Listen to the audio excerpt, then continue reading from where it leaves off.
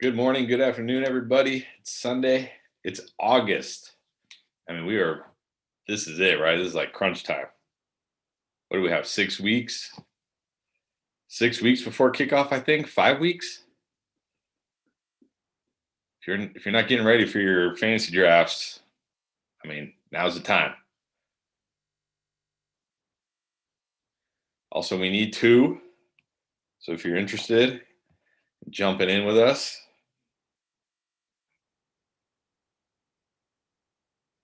Let me know in the comments and I will get you the link.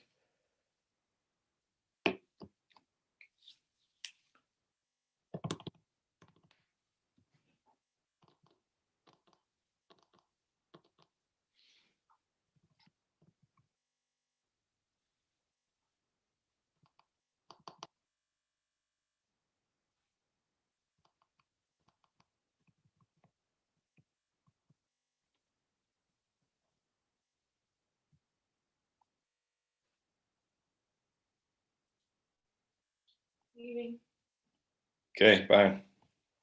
So I just saw something. First NFL Sunday kicks off in exactly 6 weeks. So I guess 5.5 weeks because they do the Thursday night opening game, right?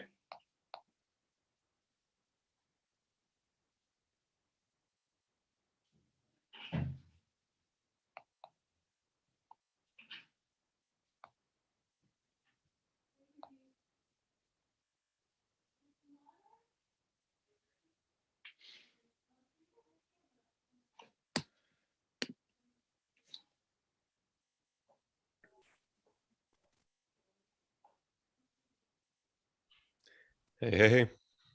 What's up? Oh.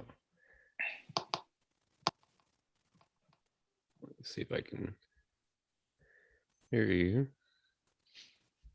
Can you not hear me?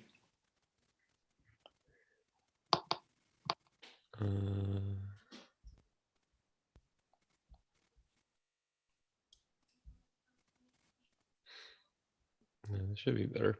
Okay. Yeah, can you hear me? I can hear you. Yeah, I just had the speaker set differently. Nobody else in the Zoom? No, and we still need two. You would think. We were like, what, in like March and April, these things were filling up instantly. That's now it's fantasy football season and it's like no one wants to draft. That's weird. I don't know. Oh. Goon keeps changing spots.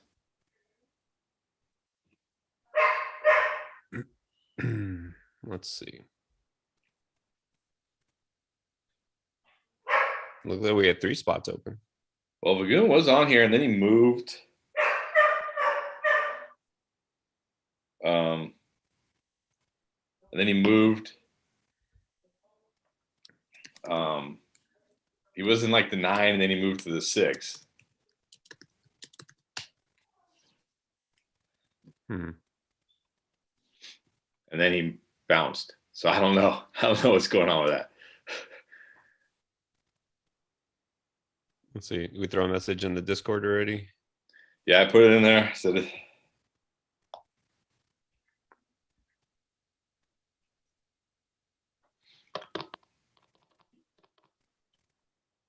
I can tweet something. Posted it in the YouTube chat. Want me to tweet something out?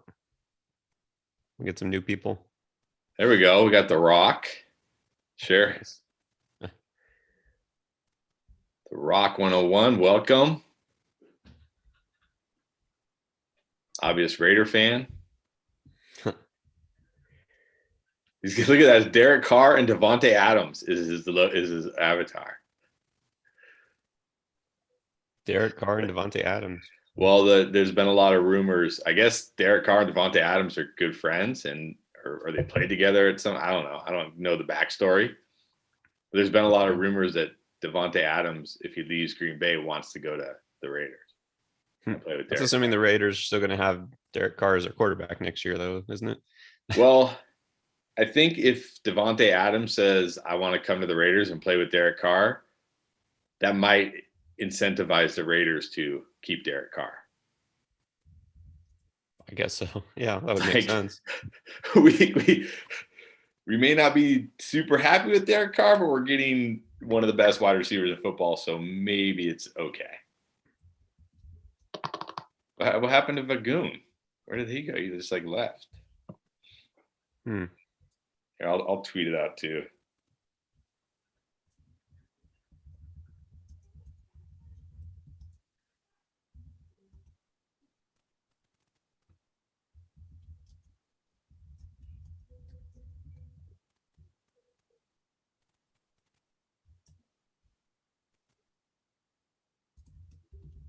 I'll tweet it out too.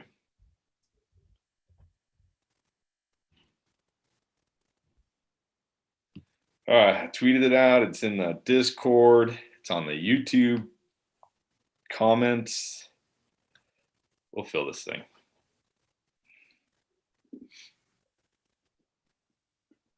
Austin, looking forward to drafting Austin Eckler with the two pick.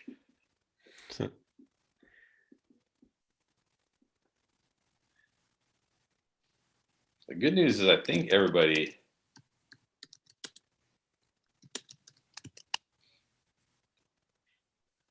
everybody's here.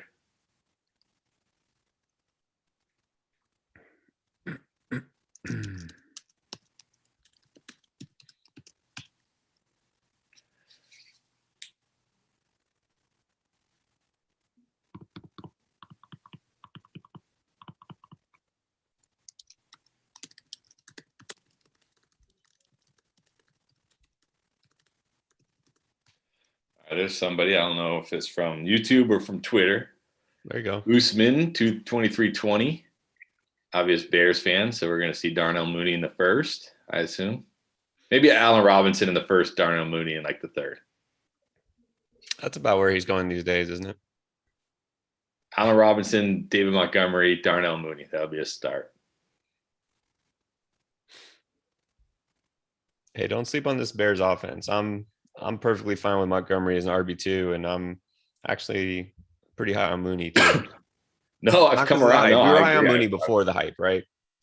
I've even come around on Montgomery. Yeah, I don't think I agree. The RB2, not top 10 running back or anything crazy like that. No, that's too much. Yeah, Andy Dalton supposedly is looking good so far. Here's the thing. I'd probably worry more about Mooney with Dalton than I would Allen Robinson because, again, we've seen Allen Robinson produce with every bad quarterback ever. So I'm not – I know Allen Robinson can get it done with whoever's under quarterback. Mooney's the one I worry about a little bit. Even though I like the player, I just worry, like, can Dalton get it to him? But I mean, when we see Fields, it'll be fine. Who is he? I mean, because it's not like he had a monster rookie season, right? I mean, he had just some solid games and he kind of came out of nowhere. But he had Mitch Trubisky throwing him the ball. So Andy Dalton is if anything, at least more consistent, if not an upgrade. Yeah, but I think I saw something, I'm not mistaken, where last year somebody, I don't know how they figured this out, these stat guys, that Andy Dalton like threw to his first read like 60% of the time. Like, which you got to think would mostly be Allen Robinson, but of course it'll be some Mooney. I still like Mooney a lot, especially where he's going, especially where Mooney's going. He doesn't have to have like there we go. All right, here we go. Like Mooney doesn't have to have a 1,200-yard season. Right. No, anyone who projects him to be like a fancy wide receiver too, you're missing the mark because that's not his upside. His upside is he could be a wide receiver 3, maybe, but you take him at the price of a wide receiver 4. Yeah, or even less sometimes. I mean, he's going outside the top 100 still. So, right. If you start reaching on him in like the 6th or 7th round, then you're doing it wrong.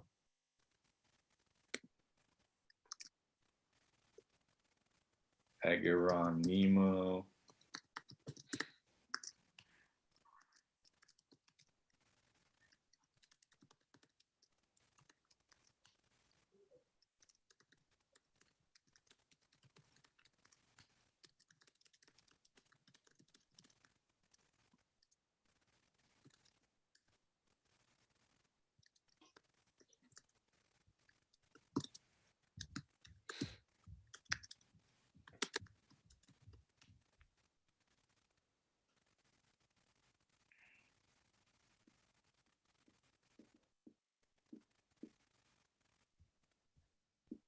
All right, Chris. Well, too nice. So I guess we can let's just talk about what discuss. we want. We can bash everybody we want.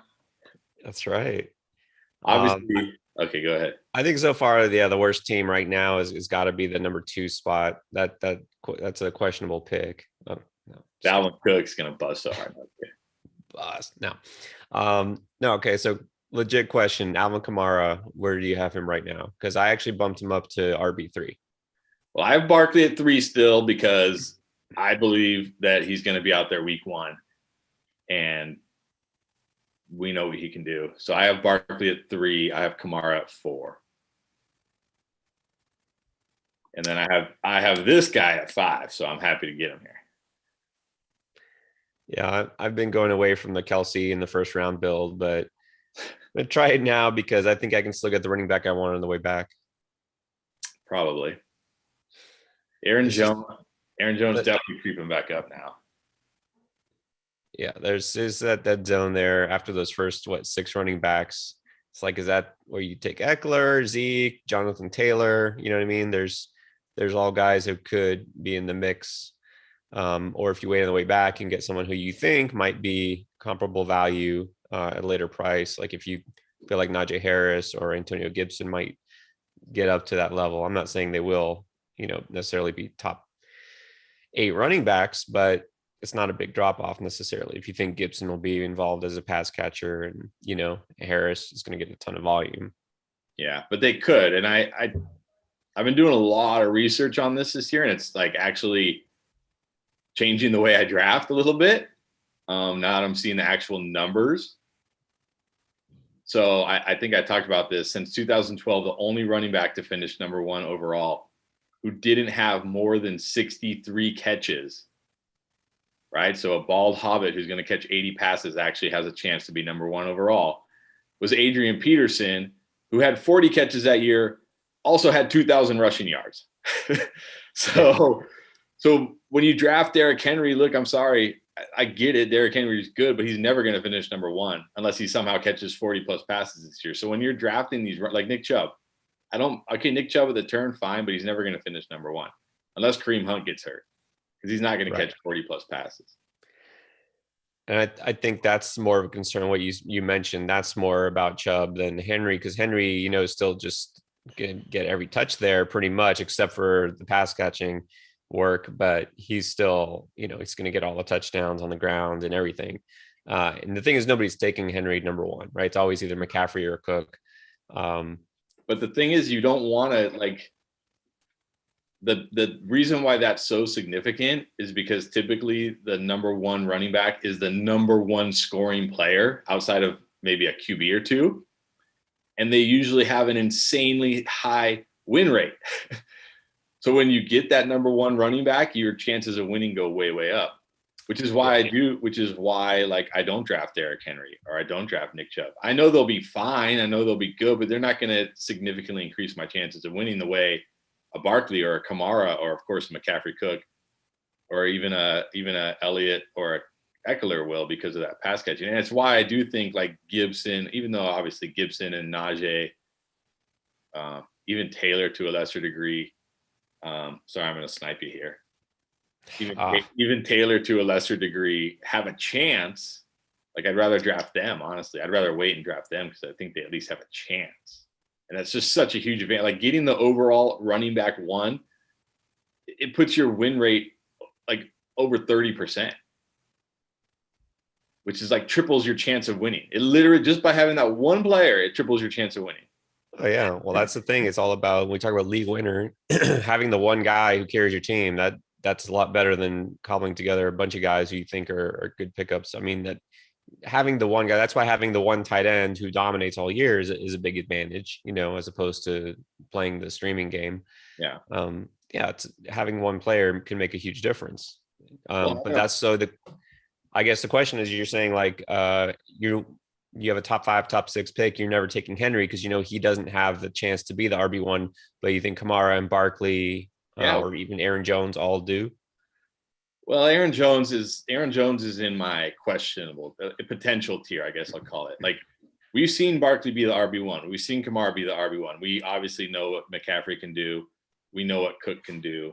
I don't think Zeke's ever finished as an RB1, but he has that potential because for the last 3 years he's caught over 50 passes. So he can certainly reach that 60 catch mark, which is what we're really looking for here. We're looking just like Eckler. I don't feel as strongly about Eckler finishing as an overall RB1, but if he catches 80 plus passes and can hit that 10 touchdown mark, he can do it. So I'll draft him because that's. Are you playing to win or are you playing not to lose? You know what I mean? Like I'm playing to win. You're trying to beat, 9 other guys or 11 other guys or 13 other guys, depending on your league size, right? You can't play not to lose. You have to play to win. Like there's no difference between finishing 12th or 11th, unless your league has some payout structure where it's like a 50-50 split or some crazy thing like that. In a league where most leagues, the winner gets the majority of the money, right? So you're trying to win. So there's no difference between finishing 12th or 8th or 12th or 10th, right? They all get $0 usually. So you got to play to win. You got to play to win. And that's that. And this, I used to be like more safety driven in the early rounds, and I'm starting to get more upside driven even in the early rounds. Cause it's like, if you get Saquon Barkley, like, cause he's been falling, like if you get Saquon Barkley, let's say with pick 9 and he's healthy from week 1 and he puts up a typical Saquon Barkley season, your chances of winning have gone up drastically, regardless of the rest of your team. Like your chances have gone up drastically. So that's why. Well, and here's the other side of that is, name a running back or any player in the first round who is 100% just safe. Like there's no chance they're going to get hurt. There's no chance they're going to drop off. There's no Saquon Barkley, of course. I mean, he was the number 2, sometimes the number 1 pick last year, and basically was a waste of a pick because he got hurt. Now, no, you can't foresee that, of course, but that's how it was. Christian McCaffrey was supposed to be the sure thing, right? Number 1 pick. And he wound up, unless you picked up Mike Davis in his place. And even then, it's not exactly the same, right? As having Christian McCaffrey 2 years ago. So not safe there. There's no player. Zeke was supposed to be safe last year. We'll see what happens. So there is no such thing as safe. Jonathan Taylor, nobody feels 100% sure about what he's going to do this year. So you might as well go for the player you think is just going to produce, at the highest level. That's actually a good point because early round running backs. So first of all, you're not going to find no running back drafted outside the top. Well, I should rephrase it. Only one. That was Nick Chubb, his rookie year, who was drafted at like 130. He's the only running back drafted outside the top 15 picks who have ever, or maybe or outside the top 30 picks who have ever finished with a 20% or better win rate. So you're not going to find them later. And running backs have the highest bust rate of any position. Early round running backs bust at over a 40% rate. Early round running backs bust at a over 40% rate. So there is no safe pick. So you might as well shoot for the upside and hope you hit. And if you don't hit, because that's the thing, if, like you said, if you draft Dalvin Cook at 2 and he gets hurt, your season's over anyways. Or if you draft Derrick Henry at 3 and he gets hurt, your season's more than likely over anyways. And I know there's people who are like, yeah, well, in my 8-team league where I'm the only guy who even pays attention to fantasy football, I still won without CMC last year. Yeah, I did it in my home league too, because there's basically 4 or 5 of us who actually know what we're doing, and the rest of the league is just filler. You know what I mean?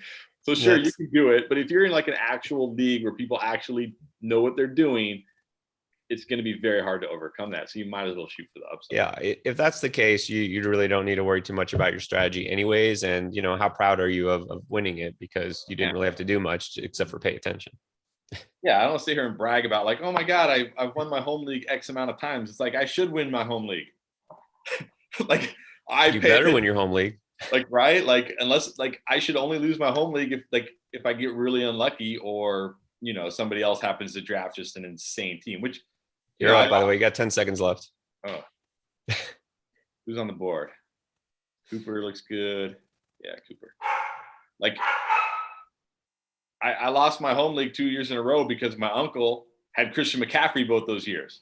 And Christian McCaffrey posted like an above 30% win rate those years. So if you had that drives home the point. If you had Christian McCaffrey that year, it didn't really even matter what the rest of your team was. As long as your team was not horrible, you pretty much won, right? One guy, literally one guy. So that drives home the point you're trying to find that guy. You should be trying to That's find. exactly it. Getting the I'm guy who sorry, has the but upside. Nick And at Chubb, every position, really. yeah, and it could be like Adams last year. I mean, it doesn't have to be a running back, or it could be like Kelsey. It doesn't have to be a running. But I'm saying, like, most people take running backs in the first round because they're like, oh, they're safe. You get my safe floor, my safe points, and it's like, no, they're not safe. You take running backs in the first round because you're trying to find the highest score. Yeah, it's quite the opposite. If you take a running back because you think it's safe, then you're wrong, because none of them, even Dalvin Cook, you think, oh, well, look, after last year, he's safe. What were people saying about Dalvin Cook before last year? He's injury, right, prone, and then the holdout and all this stuff, so now all of a sudden he's a sure thing. He's not a sure thing, so there's none of these guys are sure things. I know, it's so funny to me, these injury prone guys. Like, yeah, for the first 2 years, Dalvin Cook was barely on the field and no one wanted to touch this guy because he was injury prone. Now he's like lock solid number 2 behind Christian McCaffrey. And there's people who always have to, like, got to get their clickbait takes that oh, Dalvin Cook, you should draft Dalvin Cook over Christian McCaffrey, which is absurd. But like, now he went from like an injury prone, don't touch this guy, to like, now you should draft him over basically the fantasy football cheat code that is Christian McCaffrey. Yeah. And I probably should have gone Darren Waller there, but I wasn't really paying attention. So. Well, it's okay. But that's why I can see, like, I'm not going to hate on anybody for taking like Jonathan Taylor in the first round. I wouldn't take him, top 3, but could he have a breakout season? Yeah, he could. Like, could he be the one that all of a sudden he gets the pass catching work and they just kind of don't worry about Nyheim Hines? Yeah, I mean, he could be that guy. I'm not saying he is. I'm not taking him everywhere, but I get that, taking him over any of these other guys like Eckler. I love Eckler, and I think he's a solid first round pick. But his rushing upside isn't the same as Taylor and these other guys. So that's okay, because you don't need that. Like, you need both. Ideally, you need both. Alvin Kamara's finished as the RB1, I think, twice in his career, and the guy has never even gotten 200 carries. He's never even rushed for 1,000 yards. I think we overvalue rushing upside in PPR leagues. Again, no, other than Adrian Peterson, who had 2,000 yards and 40 catches, no running back since 2000. I'm not talking about like since 2 years ago. I'm talking about since 2012. Has finished as an overall RB1 with less than 63 catches. Because it's You're up again, by the way. It's such a huge advantage in PPR, right? It's a massive advantage in PPR. So that's why, like, look, I think I have Jonathan Taylor as one of my, I don't really even know who's on the board. I'm not really paying attention here. I have Jonathan Taylor as one of my potentials, but he's gonna have to catch a ton of passes. Because we saw that with Derrick Henry last year. The dude ran for 2,000 yards, had 16 touchdowns, only caught 19 passes. And I always air quote this because I get it. It's the RB3. It's nice. But he was only the RB3. Like, if he can't finish RB1 with those numbers, he's never going to finish RB1. And that was with Christian McCaffrey and Saquon Barkley out. So, it's not like, oh, well, yeah, no. That's with no CMC. That's the problem. So if Jonathan Taylor goes out there and rushes for 1,600 yards and scores 15 touchdowns, but Nyheim Hines catches 60 plus passes again, and he only gets 20 to 30 catches, yeah, he's going to finish top 5, and you're going to be okay with that. But he's not going to finish number 1 overall. Right. And that's the big question, is not Nyheim Hines factor, and especially now with Carson Wentz at least, questionable for week 1, if not out. I think they ran out and they added a quarterback right away. That tells you something, right? He's seeing a doctor. So I think that's the question, is, are they going to lean more on the running game and just try to pound it with Taylor, or are they going to have to rely more on, mixing it up and have Hines catching more passes because maybe they're going to be behind? I mean, who knows? But I guess I think that's a team that's going to rely on the running backs anyways. Right. So yeah. I still see a path for Taylor. I see potential, other than McCaffrey, that he could be a top 3 running back. I would say Cook. I mean, it's not sure thing he's going to be the RB2, but I wouldn't take Taylor over Cook. But after that, I can make a case for Taylor. Just I made the case for Cam Akers as a first round pick until he got hurt, because he has that upside. Yeah, no. And I have my 2 tiers. I have like the guys that have a legitimate shot, and that would be McCaffrey, Cook, Kamara, Barkley, Zeke, and Eckler. And again, Eckler, I'm like on the fence about just because like he's going to probably need double-digit touchdowns. But let's not forget, new offensive coordinator, new system. Everybody's like, he doesn't get the goal line carries. That can change. And not only that, like 2 years ago, he had 11 touchdowns. He only scored 3 on the ground. So this guy can score touchdowns through the air. So he's at the bottom of that tier for me, of course, but he's in that tier. And then I have I guess I'll call it my potential tier. These are the guys who I think can do it, but I don't feel as good about. And that's Jonathan Taylor, Antonio Gibson, Edwards-Helaire, Najee, and Mixon. Outside of that, I don't see there's no other running back that can finish RB1, in my opinion. Yeah, I would see. I'm for all the things we've been talking about. That's why I'm coming around on Najee Harris, because he's not being drafted in the first round. His ADP isn't unreasonable, but you look at it. I mean, he's going to get all the touches in that backfield. He's going to be the pass catching back. So to me, he is kind of in that first group you mentioned. I think there's a possibility. If he's as good as he's looked in college, we worry about the offensive line. Yeah, I get it, but I think that's going to affect his efficiency less so than his production, right? So he might not have holes all the time. He might get stuffed on occasion because, he doesn't have an amazing offensive line, but he'll touch the ball enough that he'll churn out the yards. He's going to get the touchdowns. He's going to get the receptions.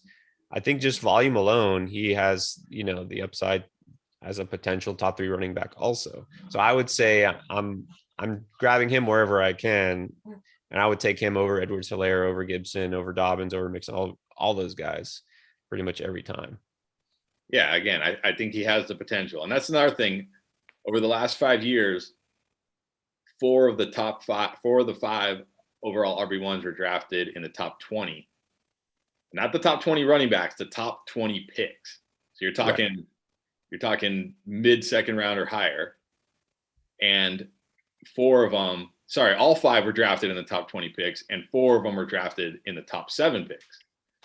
So, if you're banking on J.K. Dobbins, Chris Carson, DeAndre Swift, David Montgomery, to give you those kind of numbers, this is not going to happen. Now they'll still be good, of course. Yeah. And every pick you make doesn't have to be, this guy could be a league winner. Like you don't want all risk reward, you know what I mean? But still, playing it too safe, it's not going to get you anywhere, like you said.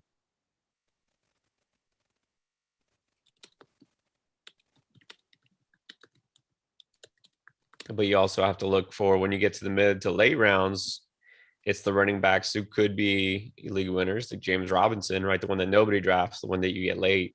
That's the other thing. So it's kind of avoiding that mid tier of blah, not going to do anything for you running backs. Yeah. And not even call him a handcuff, but like, I think that's what you were pointing out the other day, that article, the Sharp Football one that you were saying. It's like, if you just get a pure handcuff, like this is not going to pay off. And you get a guy that's in a situation that's not in a stable, stable versus unstable, whatever you want to call it. Something like a guy like Kenyon Drake, like it's not that, he could take over and be the guy. No, it's going to be a timeshare. It's going to be a split. So taking Drake, like how much upside does that really have? You know what I mean? That doesn't move the needle for your team either way. Yeah. And that's another thing so there's been 37 running backs to have a higher than 10% win rate on ESPN, which is basically more than average. So it means like they give you a better than average chance to win. And more than 18 of them, so more than half, were drafted in the top 20 picks. So to your point about like finding those, like the David Montgomerys, the Sanders, the Carsons, like they're going to be good, but it's very rare that those guys actually improve your win rate. Now I know David Montgomery did it last year. Like there's going to be a few of them, but there's going to be more that don't in this range, right? There's going to be more running backs in this range that don't than do. So. Yeah. And they don't always get identified before the draft. Well, that's the other thing. There's been 10, that's over 3 a year, waiver wire pickup running backs that have been basically what you could call a league winner. Oh, your dog's going crazy. So there's more than 3 a year that you can get off waivers who literally can be a guy who wins your league. And so yeah, that's why I'm like RB2 is like whatever. Get a beastly running back, hope he hits. Get a bunch of really good receivers, hope they hit. And then if you find that RB2 off waiver wire, you are not going to lose. You are not going to lose. It's like almost impossible for you to lose. Whereas if you draft, let's say Miles Sanders, I'm just using him as an example.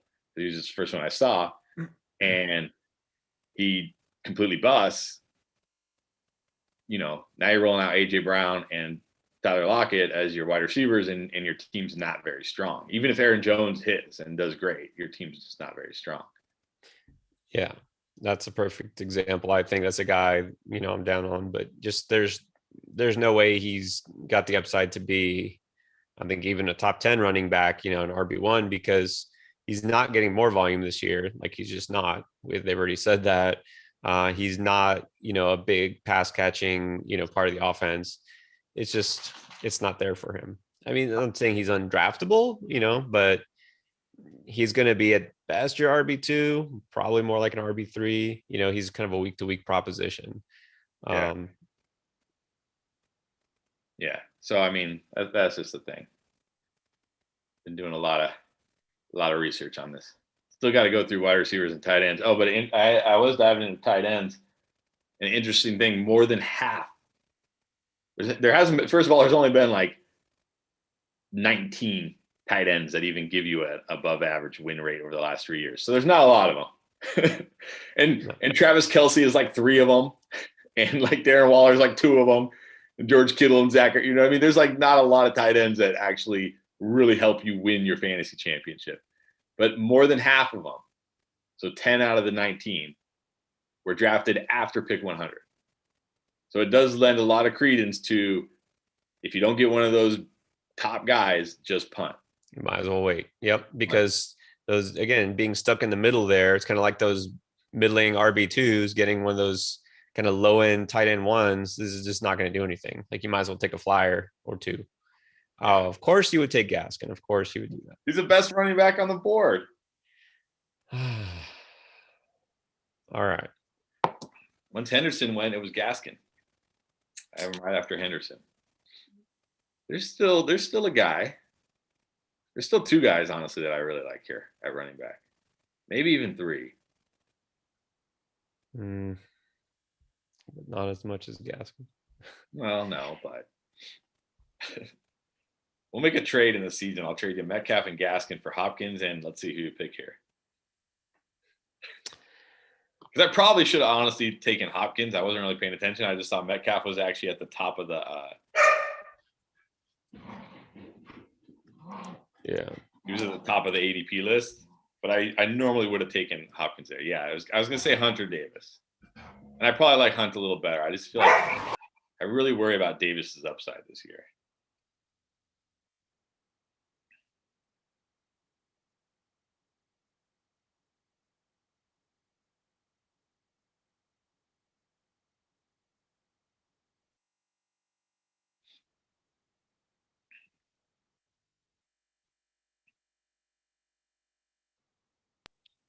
God, our dogs are going crazy.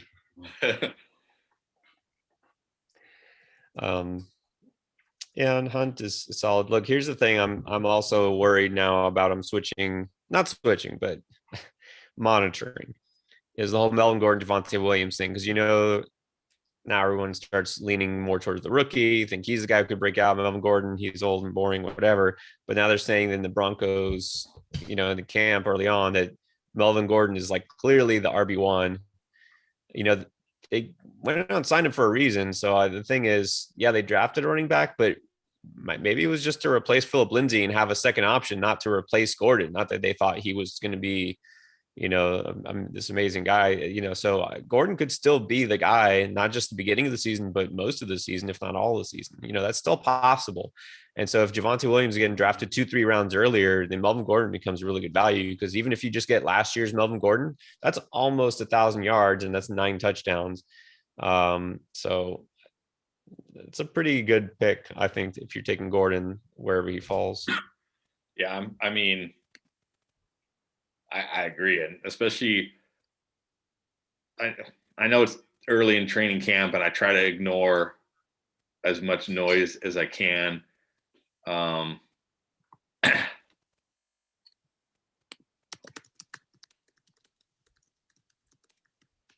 um, but it sounds like right now Gordon has a pretty strong hold on the lead back job. So yeah, getting when although I don't think we've seen Javonte yet. That's pretty crazy. He doesn't usually fall this far. Um,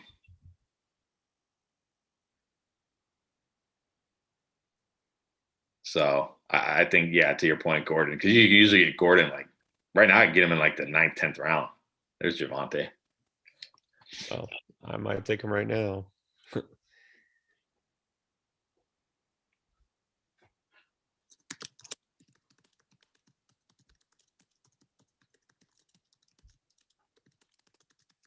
Hmm. I'm gonna take him right now.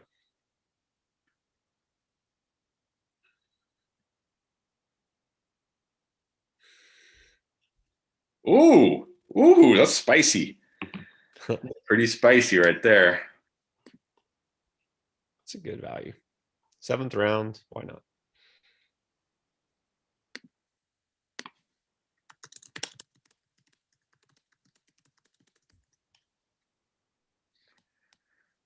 All right, this is good. This is good value. Although not as good as Nick got.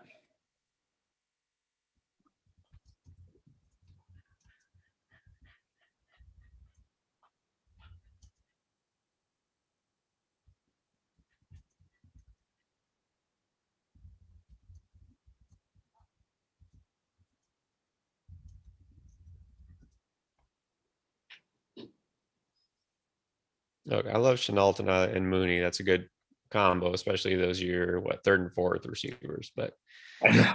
One K 8 touchdowns. I'll take that bet all day. yeah, I don't know if it's guaranteed. Yeah.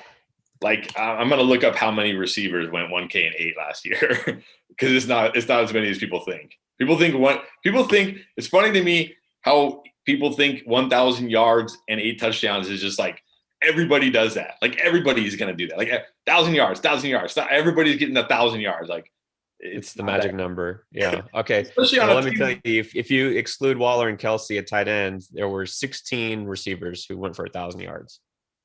There you go. And he's on a team with 2 other good receivers. Even if he's the number one, well, he's not like it's not like a team like like the Green Bay where they have Devontae Adams and a bunch of like average guys. Like he's on a team with 2 other good receivers. Exactly. And that's why I was just saying is he's not a team that he's not going to be. They're not going to be any one of them, no matter who's the main receiver. That's going to be a featured receiver. I think it's just going to be a spread the ball around situation, right? They're going to have 3 receivers who get the ball. They're going to throw it a lot to Etienne. I mean, they're using him as a receiver. That's his main strength is catching the ball. So you got a running back who's going to catch quite a few passes. Yeah, that's the thing. It's 1,000 yards and 8 touchdowns in that offense is going to be tough, unless Trevor Lawrence ignores Marvin Jones and DJ Chark completely and just force feeds Chenault, which seems unlikely. I don't see that happening. Yeah, it seems unlikely.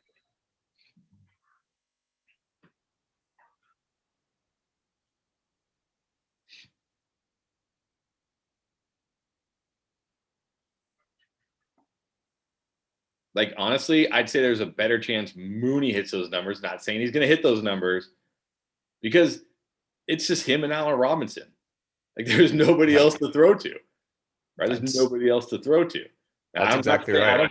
I don't think Mooney's going to hit 1,000 yards and 8 touchdowns because again, those are very, very good numbers. But if I was betting between the two, I would bet on Mooney simply because he's going to probably get more targets than Chenault.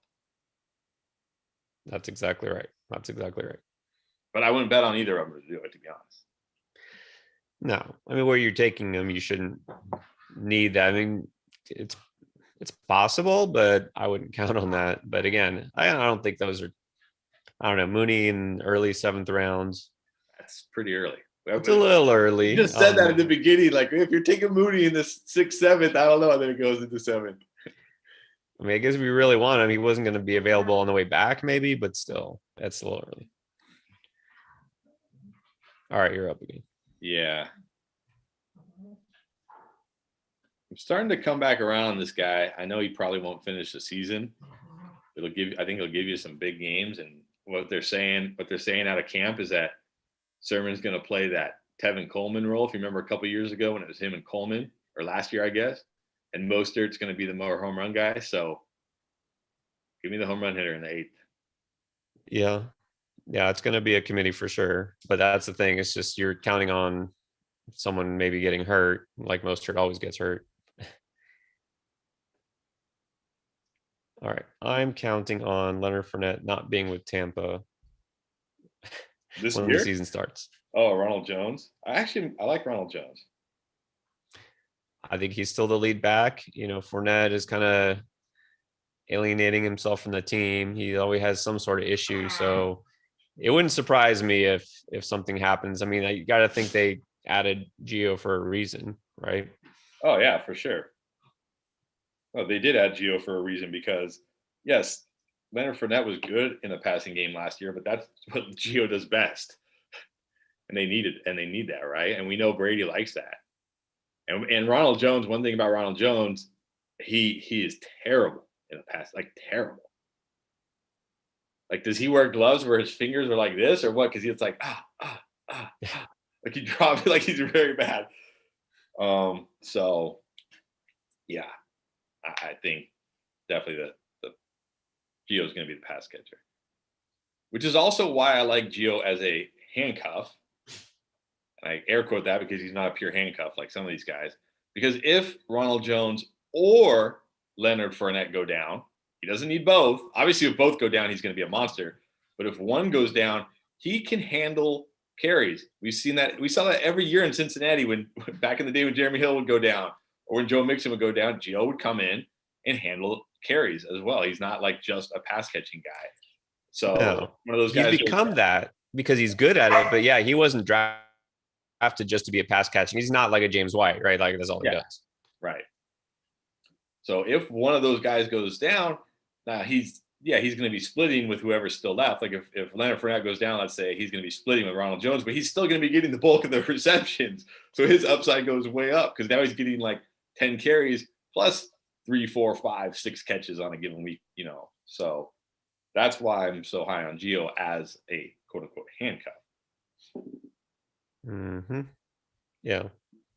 I took him in a best ball draft the other day. I think that's the first time I had taken him, but yeah, I'm coming around a little bit on his value. I don't know if I would draft him in a redraft league just yet, just because you don't need to. He'll be a waiver wire ad at some point, but best ball, I'll take the chance.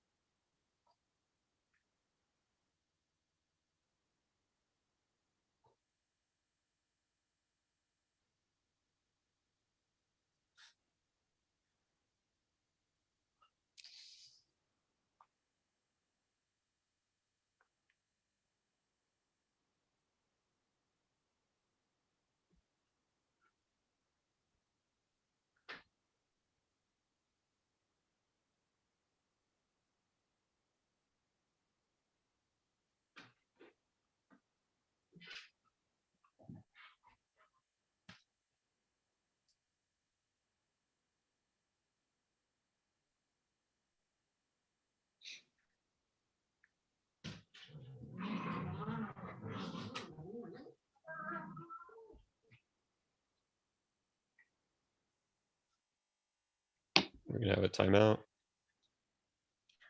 Like around Nemo. All right, am I gonna have to fix this? Yeah, hold on. He just took a.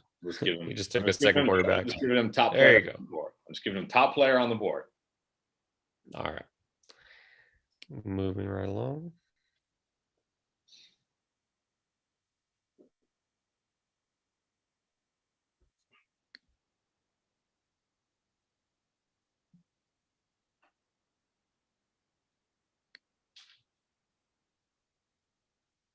can't even draft here. I'm going to draft the Jags wide receiver 1. I don't know. I have my doubts about Marvin Jones. I think he'll be fine, but I don't see him being Well, if you a read that, top I mean, target. again, I try to ignore camp noise, but if you read that article I posted where those 2 beat writers from Jacksonville were talking about what they think, they both said we think it's going to be like a 3 guy, it's not going to be like a 1 guy thing. But they also said we think the guy when they need a play is going to be Marvin Jones because he can do that and he has that experience. Now, they could be wrong. And look, I'm drafting Marvin Jones at the 9-8 after Chark and Chenault. So I don't need him to be like the guy, right?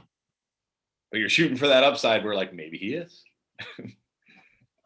Maybe he is. Yeah, but that's the thing too. Is like you say, you're taking Marvin Jones in round 9 as opposed to Chenault in round 6. If there's not a big difference between their production, you're getting a lot better value. And Chark, where did Chark go? I don't even see him. Where is he? I know he's not on the board. He went 5-5. 5. Oh, no wonder I couldn't see him. I have to scroll up. 5-5. I mean, it's a little early. It's not bad. It's not a big reach, because look at who's taken after him, but I think a guy like Judy has a better chance to break, out than Chark. Yeah, for sure. Also, I'm starting to like, this one did not make me feel good, but going back to the league winning running backs, only 4 running backs out of 37 that were drafted outside the top 100 posted an above average win rate, which really devastated me as someone who loves drafting those running backs. Now, that doesn't mean they can't help you, right? Like, because, it doesn't mean they can't help you. It just means they're not going to be difference makers, but they can be those guys that you plug in and get you like the points. But it's just very rare that they end up being, league winning types. So yeah, in and of themselves, they're not going to be the one who wins you your league. But if you have another player who does, then that player could still be helpful. Yeah, I mean, every pick does count. Maybe these guys don't have quite the upside I thought they did. Right. Yeah. There's not that many. That's the thing. Really, for the most part, especially these days with running backs, there isn't a guy who's going to win you your league. There'll be one James Robinson, like last year. There'll be, one Dalvin Cook. He technically wasn't drafted. Well, not for the most part, unless you drafted the week before the season and you happen to take a flyer. But yeah, there's only going to be a couple, not, barely any actual individual players that had the type of season where they were single-handedly the reason, that you were successful. So you're mixing and matching. But again, that's where waivers come in. It's not just the draft, because Jeff Wilson, perfect example. Well, yeah, that's the thing. That's why I say, like, I already thought RB2 wasn't important. Now I know RB2 is not important. Not important. Not at all. Because again, over 3 times a year on average, you can find a literal league winning running back. Literally, they win you your league. It's proven. They are like on 20%, 15%, 30, maybe not 30% of championship winning teams. You can find those guys on waiver wire. That's exactly right. That's not the case for wide receiver. It's not the case. There were a lot of leagues. There were some leagues where David Montgomery was dropped or he was traded because people were pissed off. I'm not counting David Montgomery because he was. I'm talking about literally guys that were not drafted. Yeah. Who were posted over, and in fact, the worst running back that wasn't drafted was James Robinson, which I know. What are you talking about? He only had a 12% win rate, but that's because he missed week 16. So he didn't help you win a championship. He got you there, but he didn't help you win. So if he had played week 16, his win rate might have been the highest of all time. I don't know, because the guy was basically free and he was a top 5 running back. He might have had the highest win rate of all time. So literally, every year there are 3. So if you're in a league, if you're in like a 12-team league, like your 12-team home league, and only like half of you really pay attention, you have a 50% chance of getting one of these guys, right? If only half of you are actually working the waiver wires and actually trying. And if by the end of the season, it's only like 4 or 5 of you, you know what I mean? Because other guys don't even care anymore. Like you have a very high chance of finding one of these guys in your league. So That's exactly right. Look, there was well, the fishbowl, right? Scott Fishbowl. Last year, um, I had one of them. I think I had Mostert or something.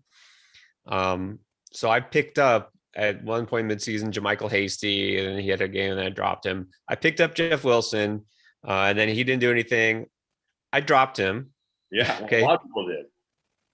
I dropped him, and then sure enough, a couple weeks later, someone else picked him up, and yeah, so I didn't have him. I had him, but I picked him up for nothing, and then dropped him because he wasn't doing anything.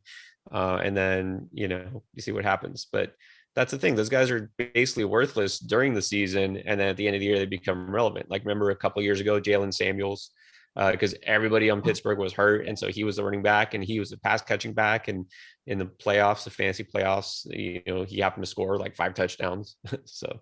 Well, okay, this is a crazy thing, and oh man, I messed it. Okay, well, this is a crazy thing, and I don't have an explanation for it. The guy was on auto. You need to switch his backup quarterback or no? Oh, okay. Yeah, let's give him whoever's top on the board. Does he have a tight end? Yes. Okay, he gets David Johnson. And I was posting this in the Discord all day yesterday. Only 3 of those 10 running backs that I just mentioned, the waiver wire running backs, got the job early in the season. James Robinson, Myles Gaskin, and Phillip Lindsay. Right? Because remember back in 2018 when Phillip Lindsay was a rookie, and he had that amazing year, right? And nobody thought he was going to do anything. And then all the others were picked up week 13 or later, except J.D. McKissick. I don't know when J.D. McKissick. I don't know when people were picking up J.D. McKissick because he kind of was a thing all year, but people didn't believe for a long time. So he might have been like a midseason guy, but all the rest were week 13 or later. So that's the thing. Like you get these guys, and the other thing is none of those guys week 13 or later were the pure. In fact, none of the 10 were the pure backup running back. They were like the third or fourth guy who needed, like you said, with Jalen Samuels, Jeff Wilson, who these guys needed multiple. Damian Williams a couple years ago, right? Kareem Hunt kicked that girl, got suspended, and everybody grabbed Spencer Ware, who was the next guy up. But then he got hurt, and then Damian Williams in like week 14 in the fantasy playoffs won everybody their championship. Like I have no explanation for why this is, but literally, and maybe it's just small sample size, maybe that will change. But none of them were a handcuff. None of them. They were all like third or fourth on the depth chart. Even like Jalen Samuels, remember that year? Le'Veon Bell was the starter. He held out. James Conner took over. James Conner was tearing it up. He got hurt. Jalen Samuels won everybody their leagues, right? Won everybody their leagues, especially if you were in like Yahoo where you could play him at tight end. It was like unfair. Yeah. So yeah, I don't have an explanation for that. I don't know why that is, but yeah, these late running back ads late in the season, like if those guys pop up, you have to get them because those are the league winning types more often than not. And that's what we'll be preaching a lot, is that the draft is just a start, right? You don't win your league in the draft. And, if you think you do, you're wrong. It's not going to happen. So we'll talk about that during the season too. Yeah.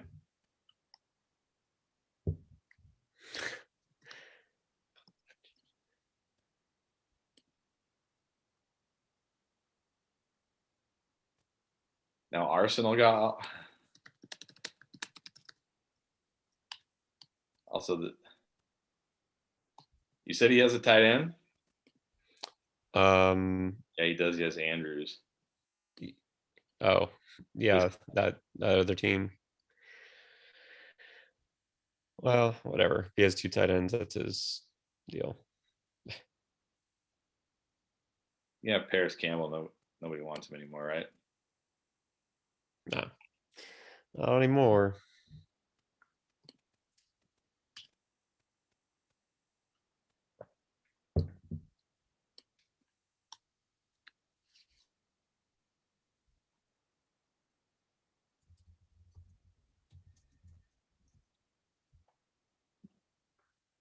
You can switch it. I'm okay with Lawrence.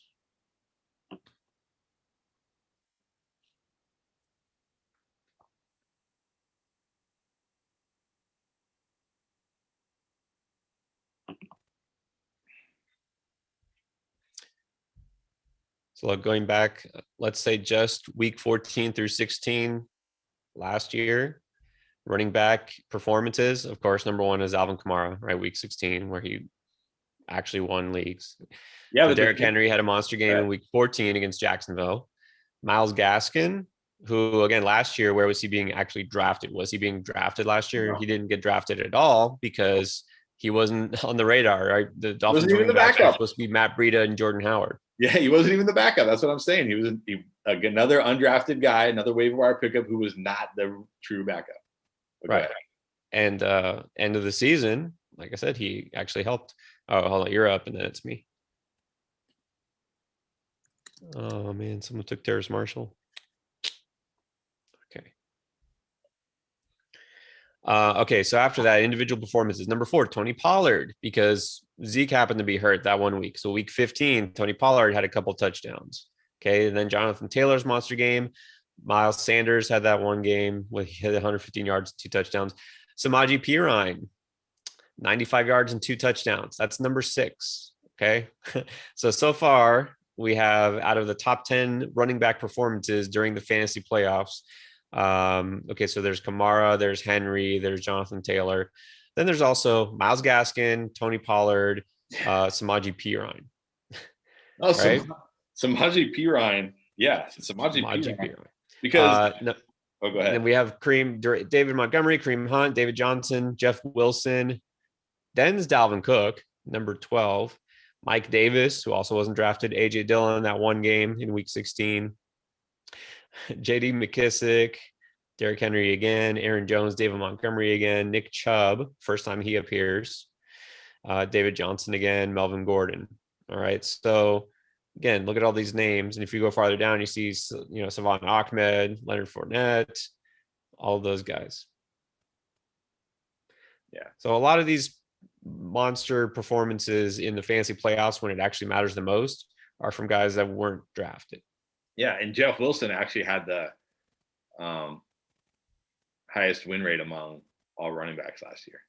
Right, not because he had the best game, because he had 183 yards and a touchdown that week. But again, if you look at everybody above him, other than Samaje Perine, none of them were selected at all. I mean, yeah, because he won people championships. What also matters most is you look, and there's no way to really predict this in the end, but if you look at these performances, a lot of them, it's because they were against the worst run defenses in the league, right? Derrick Henry ran crazy against Jacksonville. Samaje Perine was against Houston. Gaskin was against the Raiders, who people don't remember, but the Raiders for a while were bottom 5 run defense last year. They were really bad. So just matchups, right? Situation matchups. You just have to pay attention to those things.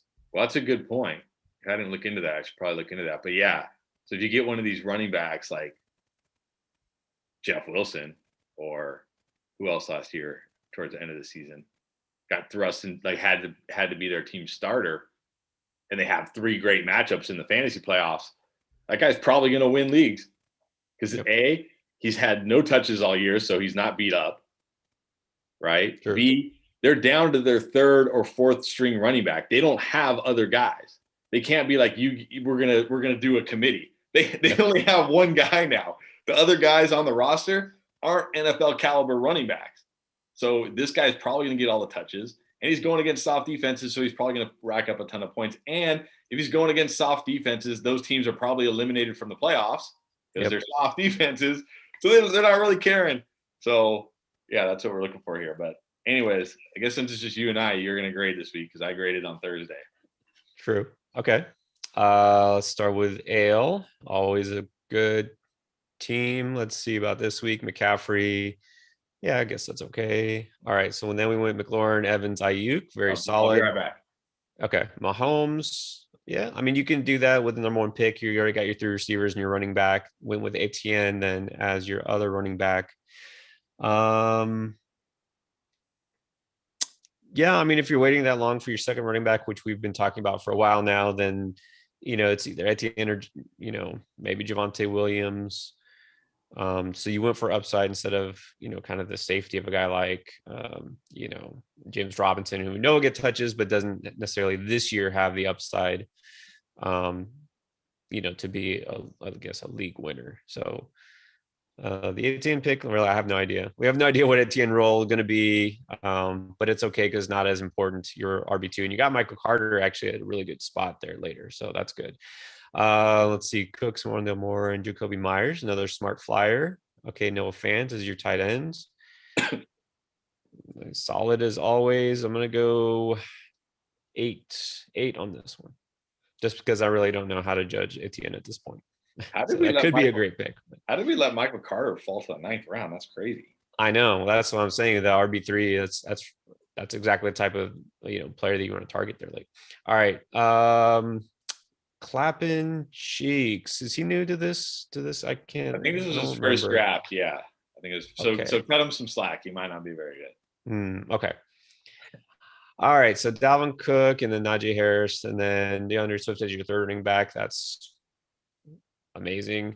But let's see, Allen Robinson, yes. Claypool, I don't love Claypool this year. I think I've said that before as your wide receiver 2. It's just he's going to be very up and down. So let's see, and Chenault, that's just terrible pick, and no. All right, so Chenault, Mooney, engaged. These are all of some of our favorites, guys we've been talking about all preseason. So all good players. That's fine where you took them. I think Chenault and Mooney a little early. Maybe Chenault not so much. Mooney, but I guess you wanted your guy. You didn't want to miss out on him, so that's fine. Drake, I don't love, but he's your fourth running back. Stafford is nice. Troutman is nice. Wow, this might be one of the best teams you've drafted all day. I'm actually gonna honestly give this a 9. I give this a 9. I really like this build. Wow. Okay.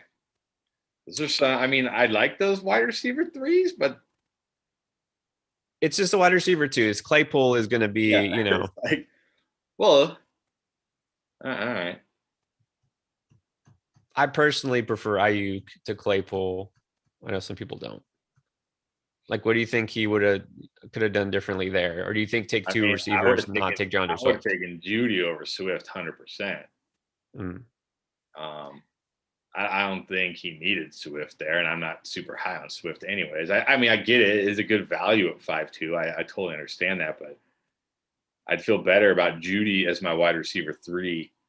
And then you can mix and match some of those guys as your flex, because now you're relying on 3 of Claypool, Chenault, Mooney, Gage, and Smith every week. And while those players are nice, there's a reason why most of them are being drafted outside the top 100. I know they didn't get drafted outside the top 100 today, but there's a reason why. It's because, right, they're not elite. Well, yeah. So instead of Swift taking Judy or Boyd as a third receiver, and then on the way back, he could have taken Etienne, Williams, Gordon, Robinson as the third running back. Yeah. True. All right. I'm bumping it down to a 7. Okay.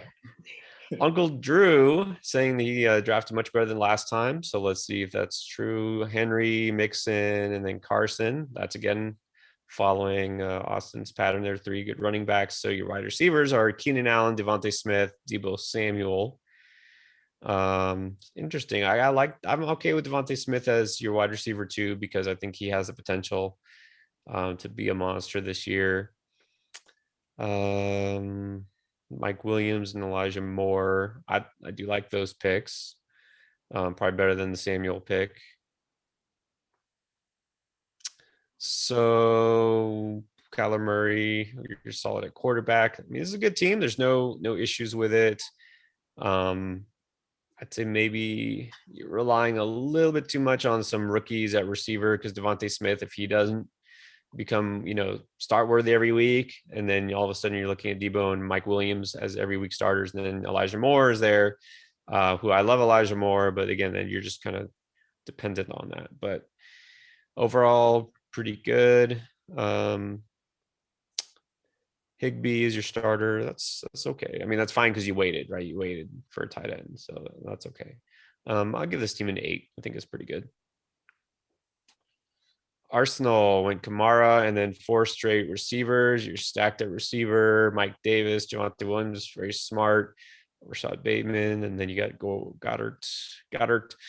And then let's pretend that your quarterback is Tannehill, so that's smart. Yeah, pretty good. This is very solid. This is one of those kind of modified 0 RB builds that we talk about. You get your 1 stud early, and then you wait and you load up at receiver.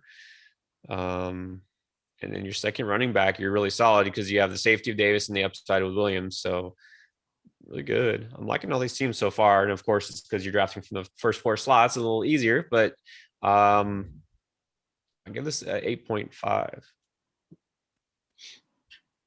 All right. In this A Geronimo. Yes, A Geronimo. That's what we're going to go with. All right. Believe new to us, so welcome. All right, Saquon. Great to get him at the 5th spot. Edwards-Helaire, I'm personally not sold on, but I get taking him there. All the things we just talked about, like, do you want to play it safe or you want to go for a guy who could be that league winner? I don't think he is, but you know what? That's fine. Because maybe I'm wrong. So then you go Cup, Chark, and Waddle.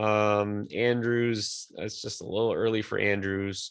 We're all down on him. We don't have him as a top 5 tight end this year. But even so, you don't need to take him in the 4th round. That's not, it's just not necessary. Herbert was at a good value. That's fine. And so your running backs are okay. Just, yeah, your receiver group could have been better because of the tight end being taken too early there. So you got Kupp as your first receiver. And then you really should have had somebody else instead. I mean, you could have got Sutton or Smith or anybody as your second receiver instead of Chark as your second receiver. Chark fits the bill better as a 3rd receiver. And then Waddle, there's some issues there. Who knows if he's healthy? So yeah, that one pick kind of hurts.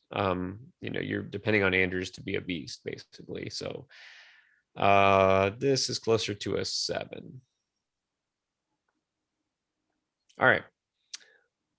Us man 2320 Bears fan went with a Packer in the 1st round. Very nice to see that you're not letting your personal biases get in the way. So then you go AJ Brown, that's solid. Dobbins, not loving that spot for Dobbins because I guess I get that he wouldn't have been available on the way back, but you're probably better off with a receiver there instead. So then you got Lockett, you got Miles Sanders. Well, I don't love Miles Sanders this year. I do love Hawkinson like a lot. So I think that's great. And Lamar Jackson also. So you're definitely good at quarterback and tight end. It's just your receivers here. Then you got AJ Brown, Tyler Lockett, Michael Gallup.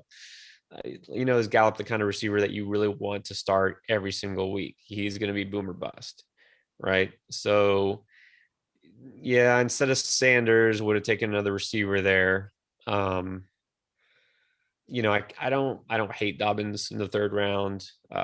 But again, this team would have been a lot more probably solid if you went with a little more receiver heavy early, because we've been talking about this for the past hour that your second running back doesn't make as big a difference, as you think in the draft. So it's probably better just to load up on a receiver.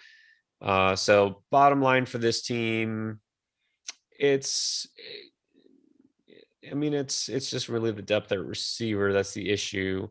This is a playoff contender though, but I'd say 7.5, kind of in the middle of everything we've looked at. My team we already know is at 10. So let's move on to Chris's team. Let's see. Chris has Zeke. Nice value there. Let you have him at the 8. Metcalf, Cooper, Thielen, Judy, and then Gaskin sniped right from under my nose. Then you got Mostert, you got Dak, Marvin Jones. You got some nice value at receiver. Everybody likes the shiny new toys of the rookies and the 2nd-year guy who might break out, but Marvin Jones might want to being better than Henry Ruggs. That's very possible. Nelson Aguilar might be better than St. Brown, and Emmanuel Sanders is getting a lot of buzz. So your receivers, you're totally stacked. Running back, you only have 3, but you don't care. because you can pick somebody up during the season. Evan Engram, is a good value. So, I mean, I hate to do it, but I'm probably gonna have to give you a 9. Oh yeah. All right, and then The Rock. Is he actually The Rock though? Do you think he's actually The Rock? Do we know? Is The Rock a Raiders fan, or can somebody check on that? I wonder where. Well, I'm trying to think. I know. I mean, obviously, The Rock went to UM, right? Obviously, went to UM. So is he a Dolphins fan? I don't think he doesn't live in Miami. Where does he live? Probably in Hollywood. Probably in LA. Probably in LA. Maybe he was a Raiders fan before they moved, right? Anyways. All right, Devontae Adams, Antonio Gibson. A little early for Gibson, but I get it. He's got the upside. Got Darren Waller as a good value. Galladay, don't love Galladay. Then you go in early on quarterback and tight end there with Josh Allen. So again, you have a top 2 tight end. You have a top 2 potentially quarterback. But then let's look at the rest. You got Darrell Henderson as your RB2. Maybe that's fine. But then you got Galladay as your wide receiver 2, Antonio Brown as your wide receiver 3, Fuller. So just a lot of question marks, a lot of potential there. But this is the type of team I like better in best ball, right? Because there's still a lot of question marks there at receiver on a weekly basis. And then basically you went with handcuffs at running back. It's Pollard and then Dillon and then Madison. That's pure handcuff city there. So that's the thing, is those picks might wind up being wasted picks.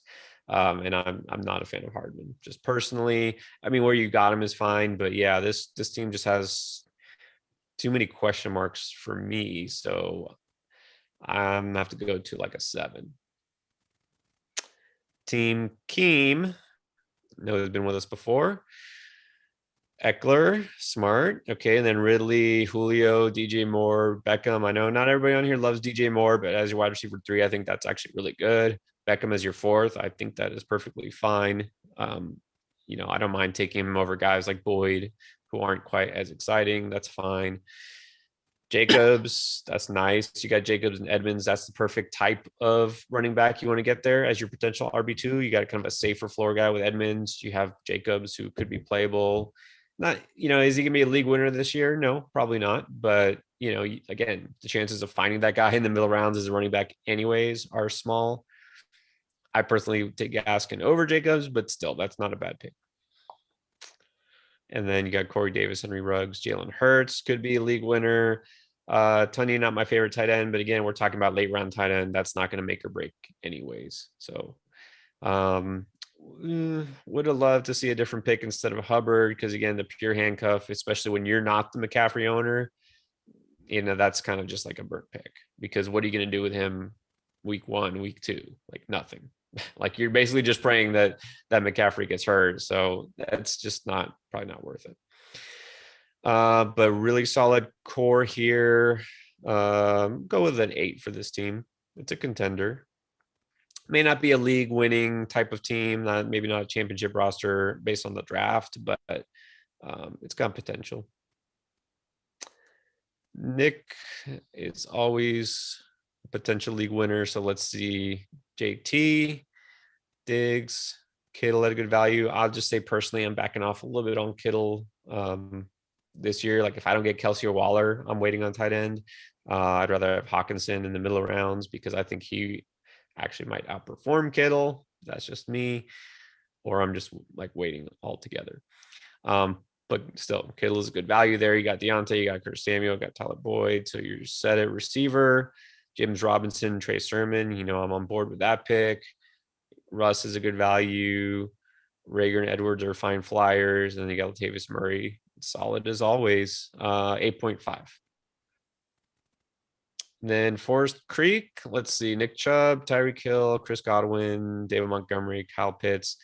Yeah, I don't love the Pitts pick, but again, I guess I don't know, am I in the minority there? Is Kyle Pitts a 5th round pick? I guess that's not bad based on his ADP, but again, to me, I'd rather have Hawkinson. It's unlikely that Kyle Pitts is going to have a dramatic impact on your team this year. He could be fine, he could be good, but it's unlikely he's going to have a dramatic impact on your team, honestly. I mean, again, you're we're either hoping or counting on the fact that he has a historic rookie season. And again, let me remind everybody, he's 20 years old, right? Like he will be great, maybe, but is it going to happen this year automatically? No, not necessarily, but I don't think he needs to be taken in the 5th round. But anyways, Robbie Anderson, fine, but as your wide receiver 3, as opposed to you could have had him as your wide receiver 4. I guess it doesn't make a difference at the turn there, right? 5th round, 6th round, but yeah. Michael Thomas. I cannot believe we're still drafting Michael Thomas in the single digit rounds. He's guaranteed to miss half the season. Is that right? I don't know if it's guaranteed, but it seems highly unlikely we're going to see a 100% Michael Thomas before the midway point. And we might not even see Michael Thomas before the midway point. And we might not even see Michael Thomas at all this year. Remember Kenny Golladay last year? Oh, don't worry, guys. Oh, we'll see him at some point. Like that's but Debo, hey. Right? We were talking about Debo preseason. We said basically he's undraftable because guess what? He came back and he had a really good game and then he got hurt again. And then he came back a couple weeks later and he had a good game and then he got COVID and then he basically missed the rest of the season. So yeah, you held on to him for like 2 good games and that was it. So, and even if Thomas does come back, do we still know that he's number 1 guy there with Taysom Hill at quarterback? So yeah, it's just not worth it. So you're basically now forced to start Landry every week, which is fine. That actually is a good value for Landry, but then yeah, just the Pitts thing and the Thomas thing that kind of throws me off. I like Damian Harris. It's fine that you loaded up on receiver. You got Aaron Rodgers at a good value, but yeah, this is more for me like a 7.5. Yeah. All right, I'll grade yours with the 0 RB start. Well, I committed to it once I didn't take a running back in the 1st round. Like I might as well, because at that 2nd round pick, I mean, it would have been Najee Harris for me, but I was like, no, I'll just go to it. All right, Kelsey, Hopkins. Kelsey, obviously, stud. Hopkins, Woods, Higgins, Juju. I don't even mind Juju as your flex, honestly. That's not bad. I love those 3 receivers. Obviously, this is going to be the question mark, but Hunt, Gordon, Jones, Hines. Yeah, I mean, you're not going to have an RB1 when you go 0 RB. That's just the way it is. Maybe a little early for Melvin Gordon, but I guess you had to do it. I mean, looking back now, I mean, I should have taken Michael Carter over Mostert. You probably should have taken Michael Carter over Melvin Gordon, or maybe Michael Carter over Ronald Jones at least. Yeah, I think Carter. I was between Jones and Carter, and I thought, well, maybe Carter will come back to me, and he didn't.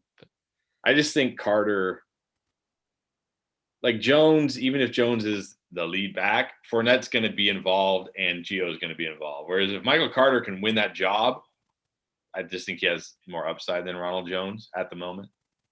Hines, good. St. Brown, Tannehill, that's great. Shepard.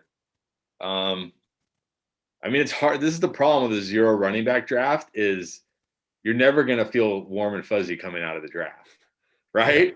Because you're going to look at your running backs and be like, oh my God, I got to depend on Kareem Hunt and Melvin Gordon in the early stages. But that's what you do when you draft 0 running back. You got to work that waiver wire. So I can't give you like even though I think this is a great 0 running back draft. Since we're only grading on the draft and we're not grading on like what you could do during the season, I can't give you like a 9 or something because obviously those RBs are risky. But I think overall your RBs will be good enough, so I'll give you 8.5. That's fair, and that's exactly right with your RB. I mean, you're basically rolling the dice and you're saying I'll find running backs who can start for me each week. That'll be fine. So, I mean, I'm okay with Gordon in the beginning of the season because I know he's going to have the job to start. It almost makes sense. Let me ask you this. Not that I did it, but hypothetically, if you were to do a 0 RB build and you could get like Melvin Gordon and Javonte Williams as your, 2 backs, or you get like James Robinson and Etienne. Like, are you okay with that strategy? Or you think it's better to just go for one guy and hope that you hit? Yeah, I like that strategy. I'm okay with that strategy if if we look at Austin's team, like let's say he had Cook, Harris, and then let's say he didn't get Swift, but then let's say he went Gordon and Javonte, because now those guys are like your RB3. So you're just really hoping one of them breaks out. right? Whereas with those guys as your RB2, you basically drafted 2 guys and only one of them is going to be your RB2. So you kind of capped yourself there. You know what I'm saying? Because you have to start one of them. So you kind of what you don't want to have. And then if they're splitting time, then you're really screwed because now your RB2 is like a guy barely getting any touches. So I definitely like one guy better. So if you like, I'd rather just draft one of them and hope like you said, okay, Melvin Gordon is the starter early. I can ride that for a while and it could keep me afloat. And then somewhere around the way, maybe I can pick up a waiver wire running back who can supplant Gordon. That way, if Javonte Williams does become the guy there, you're okay. So no, with a 0 running back build, I think you're better off you don't want to stack like that. In a normal build where those guys are like your RB3, or like if you want to get Edmonds and James Conner as like your RB3, RB4, and hope one of them eventually breaks out, that's okay because you don't need them right away, right? Whereas in this case, you need Melvin Gordon. So you don't want Melvin Gordon and Javonte Williams to be in a timeshare. Like you want one of them to be the lead guy.